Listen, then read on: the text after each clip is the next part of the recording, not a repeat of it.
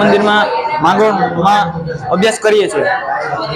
અમારે ત્યાં જ્ઞાન કુંભનો મેળાનો આયોજન થયો છે। તેમાં અલગ અલગ સ્ટોલ, ખાણીપીણી તથા રમત ગમતનું આયોજન કરેલ છે। તેમાંથી અમે એક કૃતિમાં ભાગ લીધો છે, તેનું નામ છે એસિડ વર્ષા।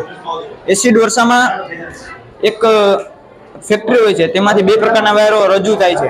તેમાં SO2 અને NO2 તે બે વાયુ હાનિકારક છે, કારણ કે તે ફેક્ટરીમાંથી નીકળે છે અને તે બે વાયુ હવામાં રહેલા હાઇડ્રોજનમાં ભળે છે। તેથી સલ્ફ્યુરિક એસિડ અને નાઇટ્રિક એસિડ બને છે। તે નાઇટ્રિક અને સલ્ફ્યુરિક એસિડમાંથી બાષ્પીભવનની પ્રક્રિયા દ્વારા વાદળું બનીને અહીંયા વૃક્ષો નીચે જાય છે। તે વૃક્ષો ઉપર એસિડ વર્ષા થાય છે અને તે હાનિ પહોંચે છે। તેથી ઇલેક્ટ્રિક વસ્તુ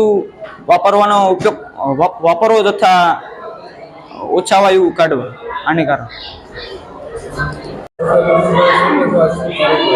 નમસ્તે, હું વિપુલ પરમાર, નચિકેતા વિદ્યા મંદિર સંચાલક।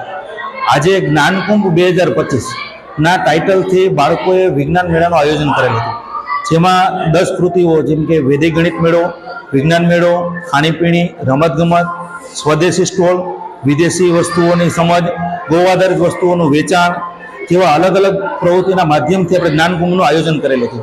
કાર્યક્રમની વિશેષતા એ હતી કે આ કાર્યક્રમમાં શિશુ વાટિકા, જે બાલ વાટિકા અને કેજી સેક્શન કહેવાય છે, એ બાળકોએ પણ ભાગ લીધો હતો અને દરેક કૃતિઓ જે વર્કિંગ મોડેલ સ્વરૂપની હતી।